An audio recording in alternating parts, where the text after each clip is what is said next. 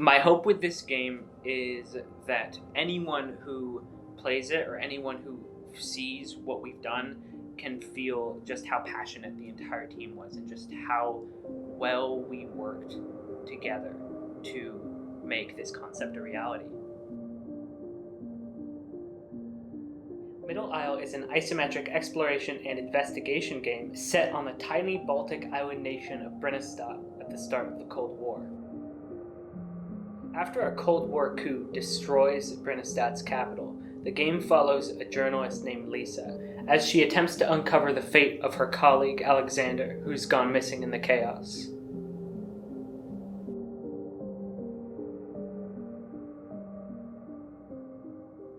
I came up with the pitch for Middle Isle during January of 2021. The Capitol riots had just happened and we were developing BFA pitches, and I wanted to develop at least one that would say something about what's going on and about how I felt in the moment and do something without really knowing even the full scope of the issue. And then as we gradually refined it, we started working on more and more ways to detach the game from the inspiration and pull it into this world that we made ourselves, that we had full control over, so that we could design every aspect exactly how we wanted it. When we were first developing the project, we didn't really have story at the forefront of our minds. But as more and more people came on board and we got animators and more artists that really wanted to participate and make this game something really special, we started pushing more and more towards the story of this character and her journey through this building and the way that we wanted to say something about what politically is happening in the world started to come more and more to the forefront of the project itself. Yeah, initially we thought, it was just going to be me and Jack, but then more people wanted to join in, and so that's why the scope increased. Yeah, and we got a lot of help from our faculty advisor as well. We didn't start technical development for the game until summer of 2021 during San Jose State Game Dev Club's summer workshops. And we immediately started work on how to structure the project as a whole. We wanted to make the art and the artistry and the story forefront to the project, not so much the technical game design aspects of it.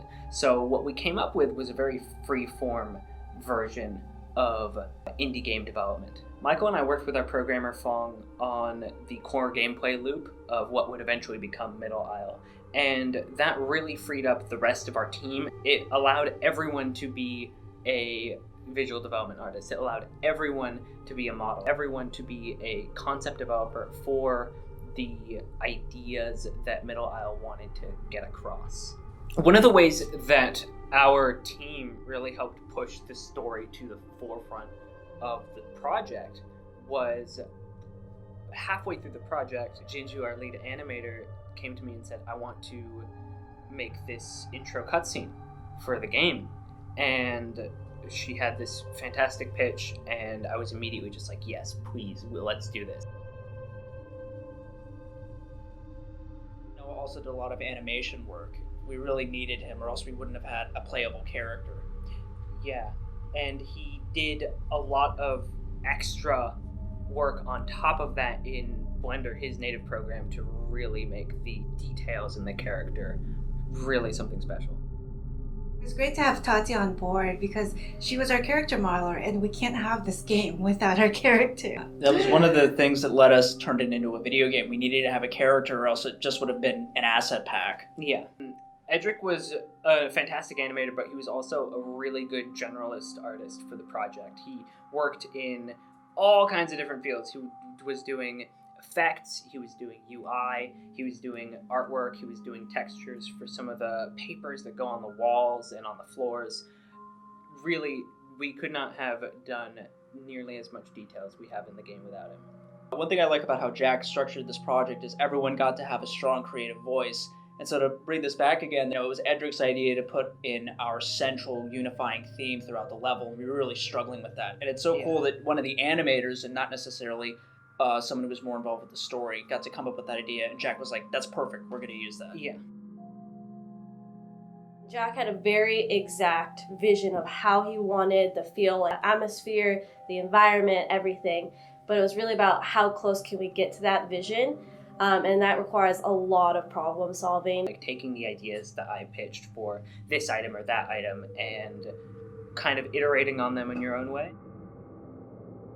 One of the things that really spoke to me in this game was the aspect that it's trying to explore and come to terms with emotions that we can't always react to in the moment. The final game build for Middle Isle really is a testament to just how hard and just how well everyone on this project, our underclassmen, our core team, our faculty advisors, all worked together to make this concept a reality.